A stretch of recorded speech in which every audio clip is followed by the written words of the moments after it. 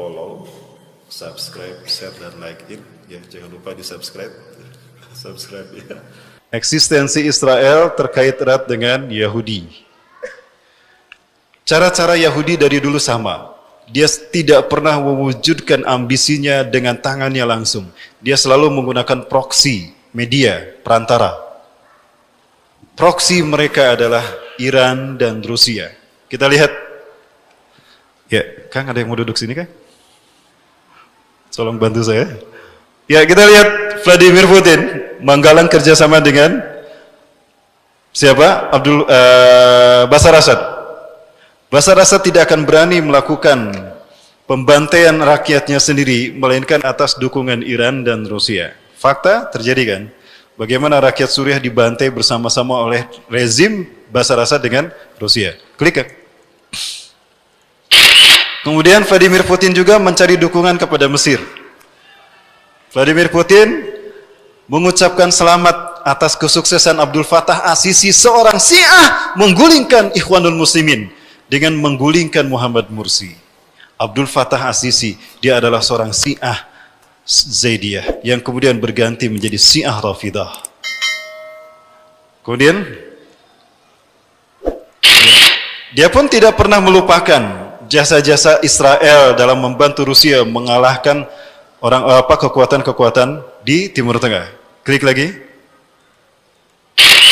Dan pada akhirnya, klik lagi, Rusia menyampaikan tugas kepada partner mereka Iran, di mana Iran juga merupakan kepanjang tangan dari Israel. Siapa mereka? Mereka inilah keturunan Ya'juj Ma'juj yang kata Rasulullah akan menimbulkan petaka bagi bangsa Arab. Saya yakin yang dimaksudkan Rasulullah SAW ketika bangun dari tidurnya dan mengatakan wailun lil arabi min syarrin qad iqtaraba. Kecelakaan akan menimpa bangsa Arab karena keburukan yang telah mendekat kepada mereka. Futihal yauma min radbil Ya'juj wa Ma'juj mislahati. Telah terbuka lubang Ya'juj Ma'juj seperti ini. Pembukaan bagi petaka Ya'juj Ma'juj menimpa Arab dibuka oleh mereka-mereka inilah. Dan untuk mewujudkan ini di wilayah Asia, maka Iran melakukan kerjasama dengan pemimpin tertinggi di negara Asia, salah satu negara terkuat Asia. Siapa dia? Klik. Ini dia. Ya, Iran bersama-sama dengan rezim di tanah air ini akan membangun peradaban dunia. Jangan salah Bapak sekalian, inilah langkah-langkah menuju perang dunia ketiga. Inilah langkah-langkah the New World Order. Maka pemicu terjadinya perang dunia ketiga adalah tekanan dari rezim yang zalim kepada kepada rakyat yang mayoritas muslim, kepada umat Islam. Hal ini memicu munculnya resistensi dari rakyat yang beragama Islam menentang mereka. Di saat itu rakyat sadar kalau virus demokrasi ternyata adalah virus yang membahayakan bagi umat Islam, dan dia telah ditunggangi oleh rezim untuk semena-mena menekan dan membantai rakyatnya sendiri. Ini akan menjadi faktor terakhir yang memicu perang dunia ketiga. Bapak Ibu, berikutnya Qatar. Ini waktu kita singkat ya Bapak Ibu. Jam 5:30 ini ya. Masih ada waktu panitia? Sampai jam berapa? Oh, selesai. Iya, selesai Bapak Ibu sekalian. Baik, lain waktu kita sambung lagi Bapak Ibu ya. Lain waktu kita sambung lagi. Khusus untuk Qatar. Bapak Ibu, dulu Suriah. Sebelumnya saya bahas kenapa Suriah dikuasai secara cepat. Yang dikedepankan bisa siapa saja. Isunya bisa terorisme. Isunya bisa ada fraksi-fraksi jihad di sana.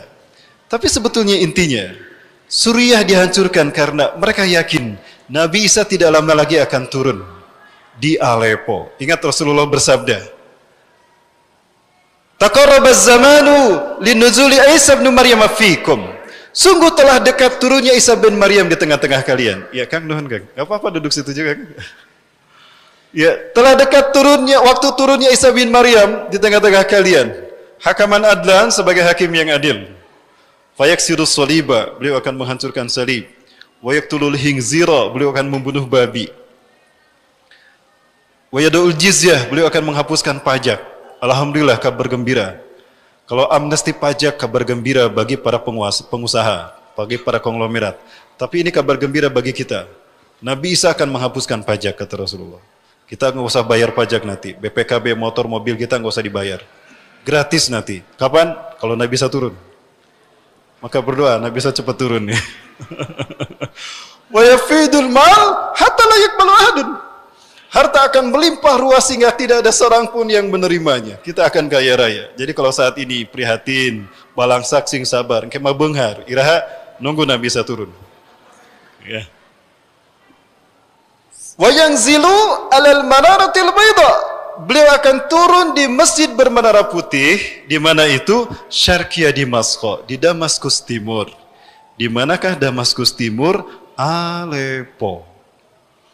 Jadi satu-satunya alasan yang logis bagi saya, kenapa Aleppo dibantai begitu saja? Karena mereka yakin kalau Nabi Isa waktu turunnya segera tiba untuk turun di Aleppo.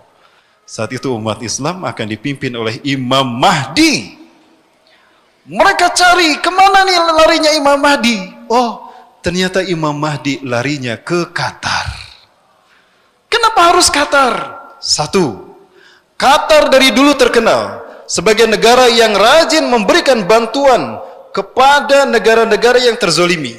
Hamas, Afghanistan, Al-Qaeda, perjuangan Al-Qaeda di Somalia itu tidak terlepas dari kontribusi Qatar dalam memberikan bantuan dana. Qatar juga memberikan pintu terbuka lebar, membuka pintu lebar-lebar bagi para pejuang yang mereka tertekan di negaranya untuk tinggal dengan aman di Qatar. Pejuang-pejuang Ikhwanul Muslimin, pejuang-pejuang Mujahidin Hamas, Izzuddin Al-Qassam, tidak sedikit mereka yang tinggal di Qatar. Yusuf Qaradawi, Syekh Yusuf Al-Qaradawi, beliau justru membuka kantornya Al-Quds Institution itu di Qatar. Lupakah kita? Rasulullah SAW pernah menyebutkan kalau Imam Mahdi keturunan dari Hasan ini, klannya tinggal di Qatar. Raja Qatar sebetulnya adalah keturunan Bani Tamim.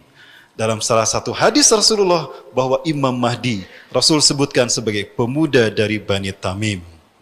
Klan Tamim yang terkuat ada di Qatar. Jadi isu Qatar diserang sebetulnya bukan hanya karena membantu mujahidin, bukan. Tetapi mereka yakin Imam Mahdi ini dari keturunan Bani Tamim, klan Bani Tamim terkuat ada di Qatar. Samemeh Imam Mahdi hijrah ke Madinah, yuk orang habisnya saja di kampung halamannya. Di mana? Qatar. Jadi ini petunjuk bagi kita. Kalau Imam Mahdi telah ada dan mereka tahu lebih dulu ketimbang kita. Bapak Ibu yang dirahmati Allah. Maka berikutnya, tidak menutup kemungkinan Qatar ini akan diserang dan ini akan memicu terjadinya perang Arab. Rasulullah menyebutkan Arab saat itu akan bersekutu dengan Bani Rum untuk memerangi musuh di belakang kalian. Bapak Ibu yang dirahmati Allah, lupakah kita kalau Rasulullah bersabda, kalian, hai kaum muslimin, di bawah pimpinan Imam Mahdi akan memerangi semenanjung Arabia dan kalian akan menang. Hari ini terbuka lebar. Konflik Qatar akan memicu terjadinya perang dengan semenanjung Arabia dan umat Islam akan menang. Artinya Imam Mahdi tidak lama lagi akan muncul. Allah membukakan di semenanjung Arabia untuk kalian. Kemudian kalian akan memerangi Persia, maka kalian akan menang. Allah membukakan Persia untuk kalian. Kemudian kalian akan memenangi Bani Rum dan Bani Rum akan kalah. Allah memberikan kemenangan atas kalian. Kemudian kalian akan berperang bersama Dajjal. Bapak Ibu, Dajjal tidak akan keluar melainkan apabila Suriah sudah hancur luar biasa. Hari ini Suriah sudah hancur atau masih utuh? Sudah hancur. Berarti ini petaka, pertanda bahwa Dajjal akan segera muncul di zaman kita. Kapan itu muncul Bapak Ibu sekalian? Ciri kalau Dajjal sudah muncul di tengah-tengah kita, apabila kita mendengar satu, Madinah gempa 3 kali. Sudah mendengar belum Madinah gempa 3 kali? Belum, ya. Kang, mau nikah kapan Kang? Cepat Kang, sehingga keburu. Yang kedua, ciri kalau Dajjal ada di tengah-tengah kita, Raja Suriah akan mengirimkan pasukan untuk membunuh Imam Mahdi. Maka Allah tenggelamkan mereka antara Mekah dan Madinah. Jika kita mendengar nanti ada pasukan yang dikirim dari Suriah, ditenggelamkan Allah di Baido antara Mekah dan Madinah, itu pertanda kalau Imam Mahdi telah ada dan Dajjal ada di Madinah, Imam Mahdi ada di Mekah. Ada kemungkinan Imam Mahdi ini dia mengungsi dari Qatar ke Madinah. Sekarang Qatar bergejolak. Ada kemungkinan dia pindah ke Madinah kan? Imam Mahdi tadi.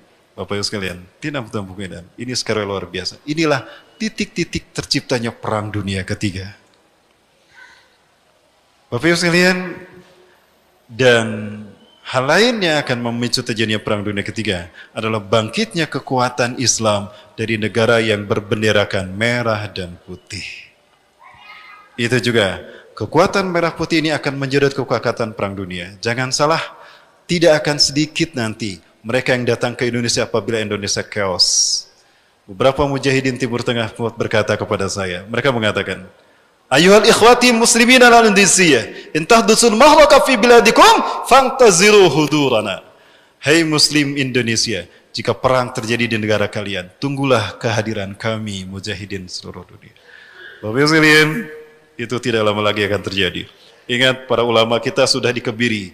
Ini akan ada kemungkinan leluasa bagi rezim untuk makin menekan kita umat Islam.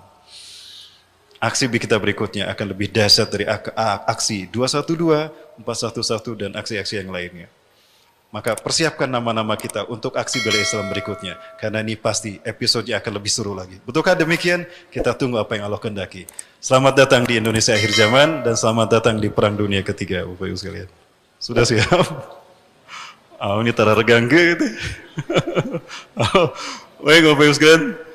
Barangkali banyak hal yang ingin saya kemukakan, tapi waktu saya sudah dikasih isyarat, waktunya sudah habis dan sebentar lagi kita akan memasuki maghrib. Bapak Ibu yang dirahmati Allah, lalu apa solusi yang harus kita lakukan? Cuma satu, Bapak Ibu. Bukan satu ya, dua lah. Ya. Ada dua solusi yang harus kita lakukan agar kita bisa menanggulangi ini semua. Walaupun ini tidak bisa kita elakkan, kita tidak bisa menghindar dari perang ini, tapi kita akan selamat dengan syarat satu, berpegang teguh pada Quran dan Sunnah. Kedua, angkat pemimpin yang memimpin kita mengamalkan Quran dan Sunnah. Berjamaah, dengan begitu kita akan kuat. Kenapa demikian? Allah sendiri menyatakan berabad-abad yang lalu kepada kita, 14 abad yang lalu. Surat Al-Hasyr ayat ke-14. La yuqatilunakum jami'an illa fi quram muhassonah aw miwara'i judur. Ba'sum bainahum sadid tahsabum jami'a wa qulubuhum shatta. Mereka musuh-musuh kalian tidak akan bisa memerangi kalian kalau kalian berjamaah bersatu padu. Kecuali di benteng-benteng teritorial, artinya dalam benteng-benteng nasionalisme. Maka jangan jadikan kebangsaan ini menjadi pemecah belah persatuan umat Islam. Tapi jadikan ini sebagai pemersatu kita. Yang berikutnya, Bapak Ibu yang dirahmati Allah. Ya, tetap pertahankan syiar-syiar dakwah seperti ini. Kaji hadis-hadis akhir zaman agar rakyat melek. Ya, karena edukasi dan tarbiyah kepada masyarakat harus terus digalakan. Maka saya mendoakan kepada MIM, mudah-mudahan terus bisa istiqomah menyelenggarakan event-event semacam itu untuk menyadarkan umat Islam atas pentingnya kita berjamaah. Karena ketika kita berjamaah, kita tidak akan terkalahkan. Sebagaimana tangan kita. Kalau saya berperang hanya dengan menggunakan telunjuk, bisa saya mengalahkan musuh saya? Bisa jatuh musuh? Enggak. Atau menggunakan kuku bima? Enggak bisa juga kan? Atau menggunakan ini? Bisa enggak bisa. Tapi kalau 5 jari kita yang berbeda, kita kepalkan. Ada yang mau nyicip, silakan datang ke sini. Beginilah kita. Kita memang berbeda. Tapi perbedaan kita memiliki potensi yang berbeda pula. Namun jika potensi ini disatukan, kita akan kuat. Betul? Baik, saya yakin potensi itu sudah terlihat. Maka jika semua potensi itu dikumpulkan, luar biasa dahsyat kekuatan yang akan muncul. Dan tidak bentuk kemungkinan, kita akan menjadi pelaku-pelaku kebangkitan Islam itu terlebih di negara kita. Betul? Allahu Akbar! Allahu Akbar! La ilaha illallah! Muhammadur Rasulullah! Al-Quranu! Dusturuna! Al-jihadu fi sabilillah! Asma amanina! Wahayatuna. Allahu Akbar. Follow, subscribe, share, dan like. Jangan lupa di subscribe.